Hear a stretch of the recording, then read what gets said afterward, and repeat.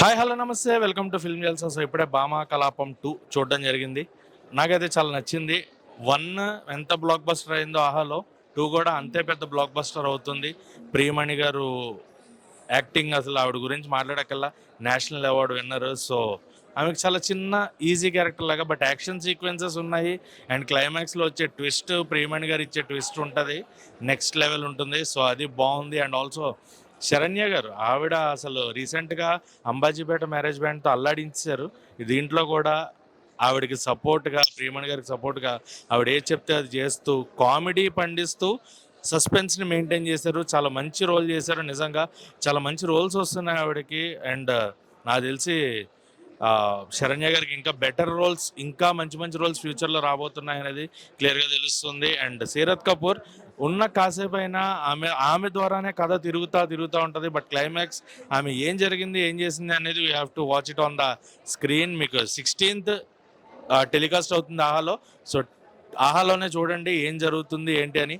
2 hours 10 minutes crispy టైంతో second half, first half అంతా నార్మల్గా ఒక ట్రాక్లో వెళ్తుంటుంది. But second half on the track కంప్లీట్గా మనకి కథలోకి తీసుకెళ్ళిపోతారు డైరెక్టర్ అభిమన్యు. ఆయన ఎంచుకున్న కథ, ఆయన తీసుకున్న విధానం చాలా బాగుంది.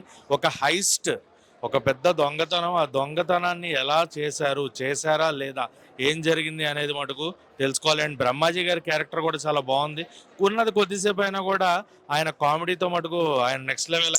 ఆయన గురించి కూడా మనం చెప్పుకునే అంత ట్రోలింగ్ కాదు. సో బ్రహ్మాజీ గారి క్యారెక్టర్ చాలా బాగుంది.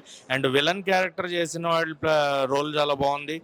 అండ్ నాకు బాగా నచ్చిన క్యారెక్టర్ అయితే ప్రియమణి గారితో ఆ పని హైస్ట్ చేయించే క్యారెక్టర్ ఒకటి ఉంటుంది. ఆయన కొత్తగా వచ్చినట్టు ఉన్నారు, ఆయన పేరు ఐడియా లేదు.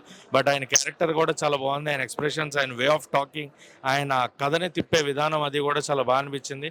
సో అభిమన్యు తీసుకున్న కథ ఏదైతే ఉందో that is 100% satisfied. And music చాలా బాగా అనిపించింది. మ్యూజిక్ కూడా బాగుంది. సో ఇంట్లో కూర్చొని, ఎందుకంటే మనకి థియేటర్ కూడా చూడక్కల్లా 16th నుంచి ఇంట్లో కూర్చొని ఆరామ్సే చక్కగా పెట్టుకుని ఓ సస్పెన్స్ థ్రిల్లర్ ఇప్పుడున్న జనరేషన్కి కావాలి అనుకుంటే ఓటీటీలో భామా కలాపం అవైలబుల్ ఉంది ఎల్లుండి నుంచి.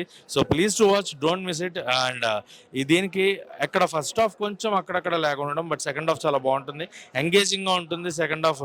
సో దానికోసం అని చెప్పి, సెకండ్ హాఫ్ కోసం అని చెప్పి మెయిన్గా నేను రేటింగ్ ఇస్తున్నా 5కి 3.25 రేటింగ్. సో ఫస్ట్ హాఫ్ కొంచెం భరించండి, బట్ సెకండ్ హాఫ్ మటుకు ఖచ్చితంగా డిసప్పాయింట్ చేయదు.